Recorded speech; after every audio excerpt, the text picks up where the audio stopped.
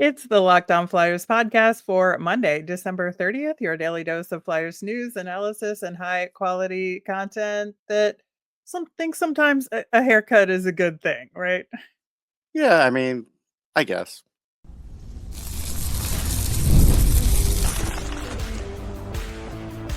You're Locked On Flyers, your daily podcast on the Philadelphia Flyers. Part of the Locked On Podcast Network. Your team every day. Hey there, and thanks for making Locked On Flyers your first listen every day. I am Rachel Donner. I've been podcasting about the Flyers, the NHL, and hockey for a decade. I'm here with prospect expert and Flyers credentialed reporter for 19 years, Russ Cohen. To keep up with our latest episode and Flyers news, you can find us at Locked On Flyers on all your favorite socials, including Blue Sky, and of course, here on the Locked On Podcast Network, your team every day. We are going to use Russ's prospect expertise and get caught up on the latest at World Juniors and the Flyers prospects there. It's Monday, so we'll have our nemesis of the week. We're going to get into that back-to-back against the Ducks and Kings. There is a lot to dissect there for sure. Just a quick programming note for this week, given the New Year's holiday. We're going to have, obviously, today's show, our regular Tuesday show dropping at midnight. Wednesday for New Year's Day, we're going to record post game after the Sharks game, New Year's Eve, putting in the good work for y'all out there. There'll be no show on Thursday, so we have the New Year's Day holiday, and then we'll have our regular Friday episode. So a little complicated this week, but I Yep. promise you'll get everything you need. All right, Russ. So split decision on the back-to-back, and I mentioned, the haircut at the top of the show. We'll get into that. The only reason I said sometimes a haircut's not a good thing is if your mother made you get it. Oh, that's fair. That's fair. That's why. Scott Lawton makes you get it. We're good. All But, good. I get that. Before this weekend, we talked about some major things that the team needed to work on, right? And number one on that list was defense. And so it begs the question, did they improve things in this back-to-back? I would say sort of, but not really, right? Yeah, all right. So against the Ducks, it worked to a degree because the Ducks don't have that same side to side great passing that the Kings do. Yeah. So it's easier to defend against. They have more one-on-one guys and guys that are, Yeah. trying to make things happen that way, and that's easier to defend. So I felt like it worked to some degree against the Ducks. Do I think in either game that bringing the puck up the ice and making great passes was a part of their offense? No. Do I think I probably need to do a whole show about Jamie Drysdale and how the season's a massive failure? Yeah, probably do. Yeah, we've talked about that a little bit, and your point is correct. They only gave up one goal against the Ducks, and Troy Terry just does that. Yeah, it's Like, Troy Terry. I mean, he's he's got a great great, shot. and I mentioned it on Blue Sky, but I feel like he's been languishing in Anaheim, and I wish he was on Yeah. a different team and I could enjoy him more. But at any rate, I think your point is also correct about the Kings game, but I do feel like for the first two periods, the Flash generally played a solid defense. I think they had little moments of mistakes as they generally do, but I think overall they figured out how to adjust. It was the third period for the most part that was a mess, and that Zamula mistake with the pass to Well, it's Travis both of Konecny, their that mistakes. You can't just hang it right. on Zamula because Konecny is a star player. Like, was it not a great play? Yeah, sure, but he could have done something else with the puck instead of trying to Yes. put it through his legs. He didn't have to do that. Yes, and so that was a huge mistake that Yeah, obviously led to that goal that was very important, and then their PK, which is awful these days, it's not even failed there. them immediately. Yeah, so couldn't even defend off of a set play, which was just awful. So I feel like there were definitely highlights Mhm. defensively this weekend, but ultimately it let them down in the end, and especially on the PK. Yeah, I mean, look, I read Ristolainen was noticeably good. Should he be on the power play? No, he shouldn't be on the No. power play. I don't care if they're trying to shop him, whatever. Here's what I say to the fans that are asking me, are they shopping Ristolainen? They've been shopping him for over a year. Teams Yeah. know he's not going to be on the power play when he gets to their team. So Right. scouts know this, teams know this. This is just what they're doing because they don't know what to do with their power play. But he played really well.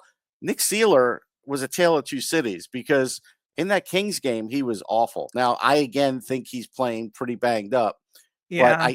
was it the second Kopitar goal? He was literally just standing and watching when Kopitar put the puck in. Like he was like a second too late to do anything. And that's tough.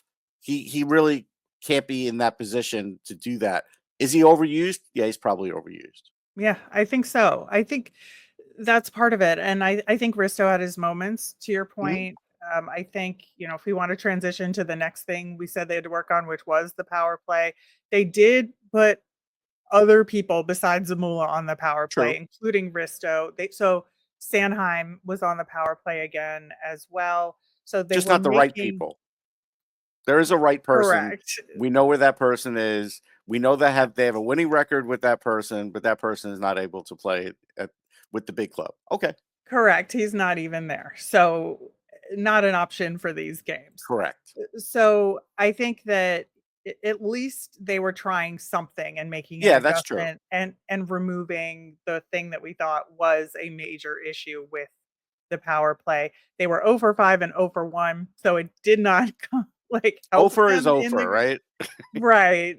But I guess give them a point for trying something Okay, different there, right? I'll give him a point for that. Sure. Now, another thing we talked about was getting Matvei Michkov going. Hmm. And so this was also a tale of two cities, It was using your earlier phrase, because obviously, as we all know, he was benched in the third period of the Ducks game. But interestingly, Torts decided to put him right back in there in the Kings game. hmm And I think one of the reasons why he did that is because he has already benched Michkov this season. correct. And so I don't think that it would have been effective to take him out of the lineup. And I think Torts knows that because he has already gone to that well, and you can't go Right. to that well again that soon, Correct. relatively, and have it work. So that's why he was in, right? Yeah, and that's fine. I mean, he responded. Do I think he was overly bad in the first game to get benched? No, I don't. No. But that's fine. This is the way John wants to teach him. That's fine. Um, is it right or wrong? I don't know. Does it matter? Maybe. If Michkov's overall game gets so much better, maybe I'll give him credit at that point. I don't see it yet. Has he gotten Michkov to not take bad penalties? No, he hasn't. So, I don't know. He's going to do what he's going to do. He's a young player. They're trying to curb it to a degree. But the problem is he's your second best offensive player. So when you bench him, you're hurting your team anyhow. So, what are you doing? Right. And so I think ultimately all of that added up to put him in the game, Correct. just let him do his thing. Love, love, love that his goal was from behind the net, Yeah, he because I finally think got that one. Yeah. because that's been something I think that he just needed to get past so that Yes. we could move on from that. And I think ultimately that will help his confidence to just go back to doing the other things that he does well a Agreed. little bit more. And I think, the assist he got was really great as well. Yep. So I feel like this is a good sign for him moving forward. And I think that it was the right strategy in terms of just let him play. I think the other good strategy was moving Lawton onto that line, because I think that, in the broadcast, they mentioned it as well, Mhm. that with taking a little bit of the defensive responsibility mindset off of Mitchkoff's mind, he could be free to do more of what he does best. And when you have Tippett there, he can't do that. He's got to be fully baked into the system. So I thought Tippett. it was Did a Tippett play this weekend? I forget. I know, right? That was the other interesting part of it too. Forster But played. he did. He really did. So, but I do think that moving Lawton onto his line was the right thing to do. Yeah, no, that was good. I do have a usage issue though, Mm, later to talk about with Scott Lawton because It's nice to give him a certain amount of responsibility, but when the coach falls in love with him and puts him in a bad spot, your good things are not going to happen, and we'll talk about that. Yeah. Obviously Joel Farabee and the shaved head effect Yep, that took that was fun. place. Very fun. And honestly, that empty net goal he got in the Ducks game was a very, very good play. It And was. it was an important goal to Yeah, it was score a at that 2-1 game. time. Like and they pulled the Yeah, goalie early. Like anything could have happened. right. No, So it I was think important. it was a very important and a quality play, and, I thought his goal in the Kings game obviously was very timely, Yep. and, I think that yeah, let's just hope this keeps him going Yeah, I mean, there. he's doing better than he has for most of the season, so yeah, you gotta hope. Alright, well, there's a lot more to talk about your Scott Lawton point. We gotta talk goaltending in these 2 Mm. games, and, I think we also have to talk a little bit more about Travis Konecny, so we are going to do all of that coming up next. Did Rocket Money help you find any subscriptions you'd forgotten about that you were paying for twice? That definitely happened to me. I had a few subscriptions that I didn't even realize I was still paying for, and Rocket Money made it so easy to track them all down. It's like having a personal assistant for your finances. Rocket Money is a personal finance app that helps you find your and cancel your unwanted subscriptions, monitor your spending, and helps lower your bills so you can grow your savings. It brings everything together in one place, whether it's subscriptions, your spending habits, or even the goals you want to hit this year. Rocket Money has over 5 million users and has saved a total of 500 million in canceled subscriptions, saving members up to $740 a year when using all the app's premium features, including the subscription tracker, to help cancel those you no longer use. Cancel those unwanted subscriptions and reach your financial goals faster with Rocket Money. Go to rocketmoney.com/locked on today. That's rocketmoney.com/locked on, rocketmoney.com/locked on. On tomorrow's show, we're gonna preview our second of 2 matchups against the San Jose Sharks. Should be interesting given the rookie scoring race that is Yep. going on Which right is really now. getting tight. There's other Yeah. players that have emerged. Yes, yes, and, it's also Phantoms Tuesday, so we're gonna catch up with Lehigh Valley, and, that was also a very interesting Yeah. weekend of games, for the Phantoms. Getting back into the Kings Ducks back to back, I do want to talk about Travis Konecny. We touched on, Mhm. maybe he made a wrong decision on a play earlier. I think like there's something weird going on with him where he's not shooting, he's passing a Mhm. lot more. And earlier in the season, he would just go screaming down the ice, and he had the confidence, he took the shot, he scored a ton of goals, and I feel like he's still scoring, but I feel like more often than not, he's choosing the pass option. Like, what do you think is going on here? Yeah, there's no question he's choosing the pass option, right? I see it too, and I don't know what's going on. I do know that he's, um, playing a bit reckless. He's hitting his own players. I mean, that's something where that's become a thing now. So I don't know. eh, Something's not right with him as far as like the way he's playing mentally, and I think it's affecting, his scoring.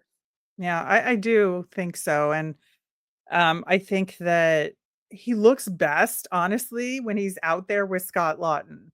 Right. And, like, I feel like they have this chemistry, and obviously we know from the penalty kill when it's been successful in days gone by that their chemistry is some of the best we've seen on this iteration of the Flyers, but something is missing there, and I think it's something to, again, put a pin in and Yeah, we got to keep an eye check on it. in on.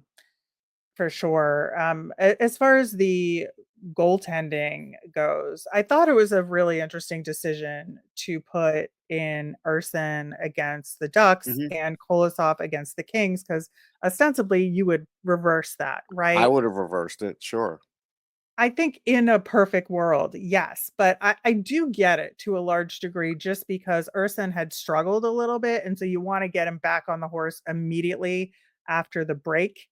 I think that was the thinking there. And I think it did work in terms of Urson and his performance. But I also think we need to see Urson up against a stronger team perform the same way, right? Yeah, I think that's fair too. Urson was fine. He had a good game. My issue is for when they do play Kolosov, they're trying to develop this kid at the NHL level, and it's not working. He's got an 869 save percentage. I'm not saying he doesn't make good saves. He does. But there's things he has to work on that he can't work on at the NHL Yeah. level. He just can't. And it's just not a great thing. I don't think this is the way you develop a young goalie. I'll just say that. Yeah, I think there was definitely some things, that, Bush even pointed out on the broadcast in terms Yeah. of, his positioning up Hmm. against the post and things like that that Yep. have led to opposing goals, and it's just something you learn. It's not like, Bush also said, it's not a bad thing in the grand scheme of things. It's just something you have to learn and No, develop, it, and it's but it's you bad. can't do it now in this circumstance. Correct. It's bad when it's at the NHL level. If you're doing it in the AHL, it's great. That's what it's there for. Right. Right. So I think, mixed results there, but I don't think either goaltender was responsible for the loss, No, it's not like I'm going to or say for he lost their the game. No. or goals against to a large degree. I mean, But what Urson I might have will had, say is yeah. it's also a tale of two teams, the way they have to play with Kolosov compared to Right. Urson. They can't play the same game, and that's hard for players. Yeah, and I did notice for about the first 10 minutes of the game, the Flyers were playing defensively as if Yeah, they had Urson no was shots on there. goal practically. They had to adjust a little Right. bit. Right? So that was a big thing. Your point about Scott Lawton. Right. So my point about Scott Lawton is I get he was having a good game, but he was 50% before he lost his last faceoff, so maybe he was like 58% on faceoffs. Frost was at 60, Couturier was at 66. So why with and I'm guessing it was like 28 seconds to go, whatever that final faceoff, why in the world are you putting up Scott Lawton against Anze Kopitar? Does that make any sense on any coaching level anywhere on earth? If someone wants to challenge me on this, please do. No, I think that's where you either put Cates or Couturier out there. Yeah, yeah, at least Cates, at least. But the other two Yeah. were killing it on faceoffs that game. In that case, you have to put out Couturier, to be honest, because he's the Yeah. guy that's most likely going to win it or at least outmuscle.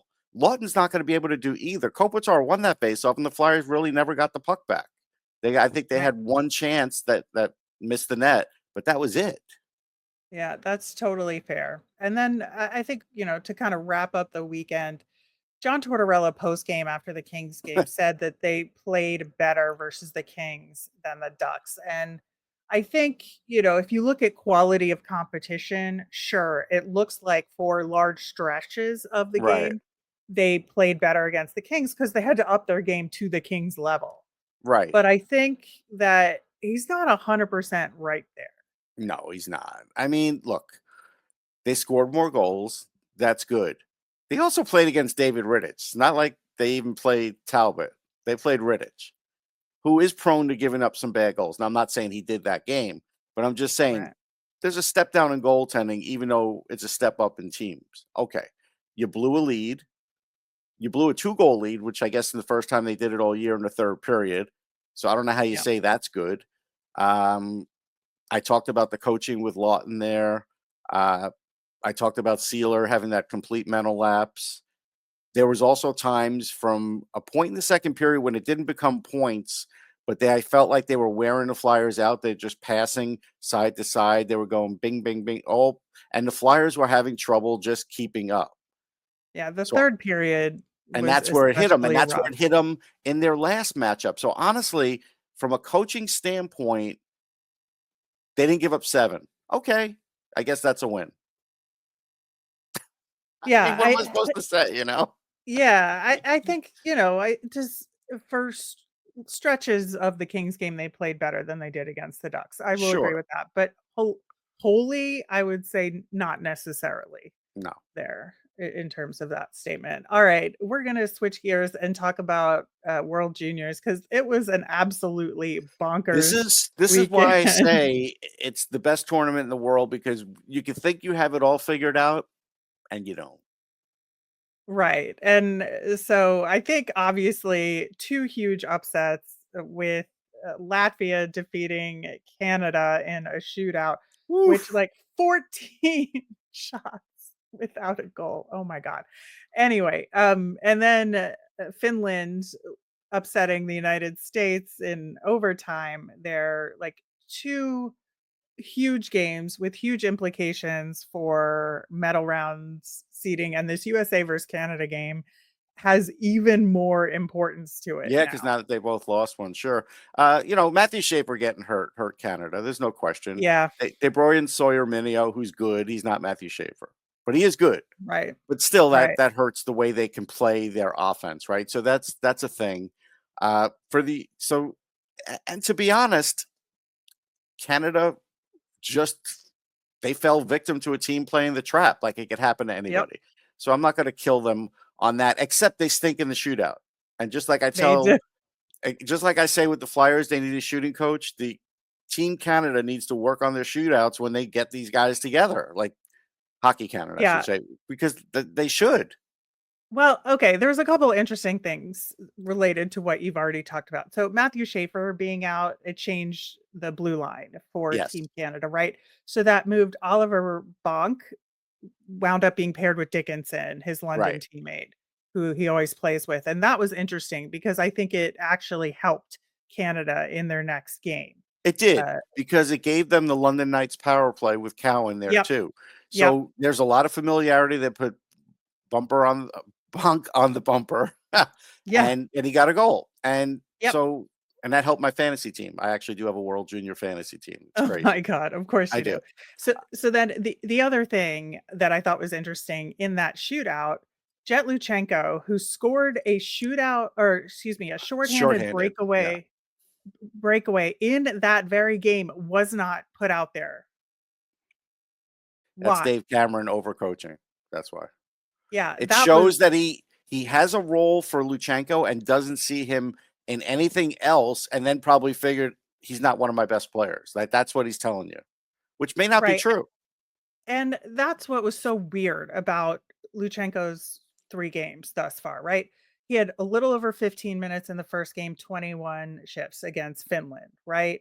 Against Latvia, where he scored a goal, 9:58 in only 17 shifts. Why the drop in ice time when he was the only goal scorer in that game to that point, right? Yeah, I mean, look, he had the one blind pass, and maybe that's Dave Cameron being John Tortorella, but I don't know. I don't Oh, have an answer. why? I know. Yeah, I mean, his ice time went back up to 13.5 against Germany, but only 18 shifts. He still didn't have the same number of shifts he had versus Right. Finland. So I am questioning the coaching there No, it's fair to. 100%. I mean, this is. Uh, I think they're misusing them. I do. Yeah. All right, we're going to talk a little bit more about World Juniors and get into our nemesis of the week coming up next.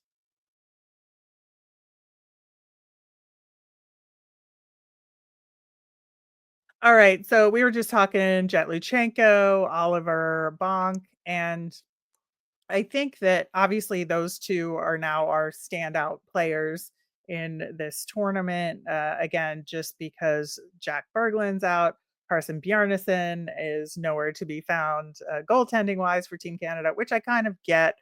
Carter George, man, he is so good. He is He is. so good, and he's a lot of fun to watch in net. And him trying to score on the empty net was a lot of fun to watch as well. On the flip side, Heikki Ruohonen for Team Finland.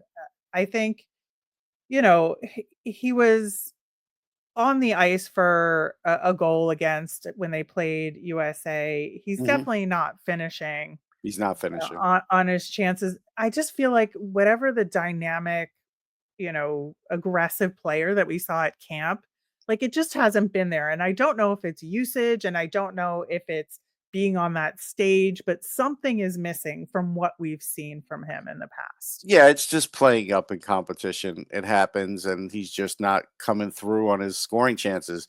He's getting some, but he's got to finish. If he doesn't Yeah. finish, no, and I'm not trying to make a joke here. I'm not. But if he doesn't, it's not going to help him. Like, and he's going to probably struggle a little when he goes back. Yeah. I think it's good for him to kind of It is. learn This is where how you get he's better. at, Like, you got to right? see, yes, you playing against the best players in the world at your age group, or sometimes a little older, and that's how you get better. Yeah, I think this is a really good learning experience It for is. him. So I'm looking forward to him kind of taking it in and then like taking that next step. But it's a good thing. It's a good benchmark so that we can look at Yeah. his play down the road Yeah, and no doubt. compare for sure. And as far as the other games going on, I think the Swedes we aren't haven't been talking about as much Weeds are since dangerous, Berglund isn't man. there. But yeah, I think, until the Switzerland game where they kinda like they gave up a big lead and luckily they were able to hold on to it, for Yeah. their sake. But, they're just pretty much doing their thing and playing Swedish hockey, right? Yeah, I mean, right now, Axel Sandin Pellikka is the best guy in the power Mm, play in the whole tournament. The yep, best. And he's a weapon. And so this is something where when you play against them, he's gotten physically stronger. I could see it. Like, I saw him 2 years ago at the Five Nations, and I've covered him ever since, and he is much physically stronger than he was. I have a picture where he's a lot skinnier, where I took it out of his uniform. He's just in his workout stuff. So yeah. I could see the difference, and he is very hard to play against. And the other guys, Eklund, we highlighted the right guys. They're really good. I do have to go back to the U.S. because when I said that their team, when they was put together, had a less dynamic defense rather, it does. Now, that's not to say Cole Hudson isn't terrific, because he is. It's Right. aside from that. And so because of that, I think everybody, including the broadcasters, fall into this lull or false sense of security with Trey Augustine, because Trey Augustine in the game against Finland was bad for a couple periods. Then he finally got it together and at least got him to overtime, but he wasn't good.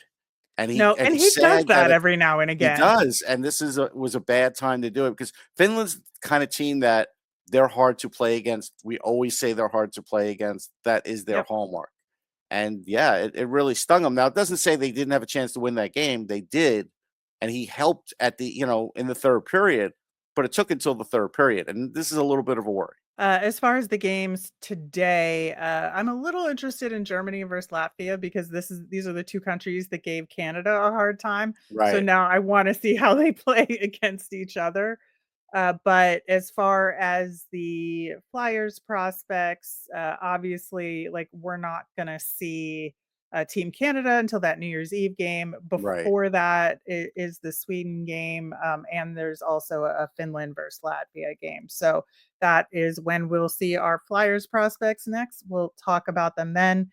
Uh, Getting into our nemesis of the week. Last week, obviously, we've had a lot of holiday themed nemesis. And so I talked about the big holiday road trip that the Flyers are in the midst of. I had a little gripe about AMC Movie Theater A List as well. You Russ did. talked about gift cards and specialty gift cards and things of that nature and the extra fees that you get charged. So be careful when you're using those gift cards you just got for Christmas, folks.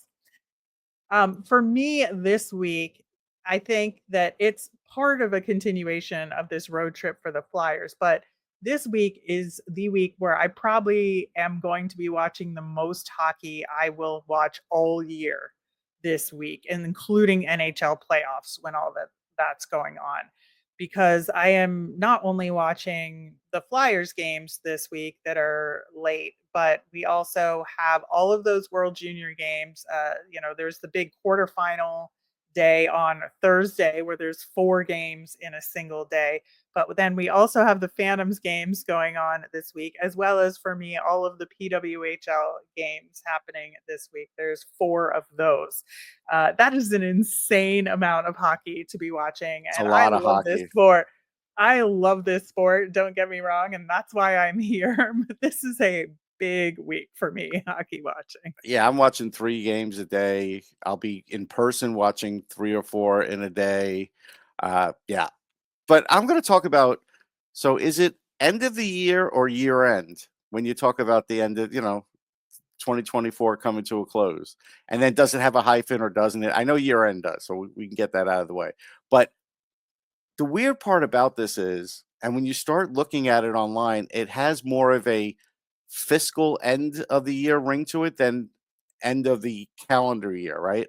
And so my thing is, I just want to tell people, look, don't get caught up in all the you've got to make so much money, because the odds are against you anyhow. The money lords have the big money, and yes, a lot of times you're not going to get a chance to make that big money. And I'm just saying, just enjoy, reflect on your year, how you did as a human on Earth with your family and everything else, and just reflect on that. Don't worry about how much you made or didn't make, because in the end, it's the odds are against you. So I just say control the things you can control. So I just feel like, yeah, there's too much emphasis on the money end of things.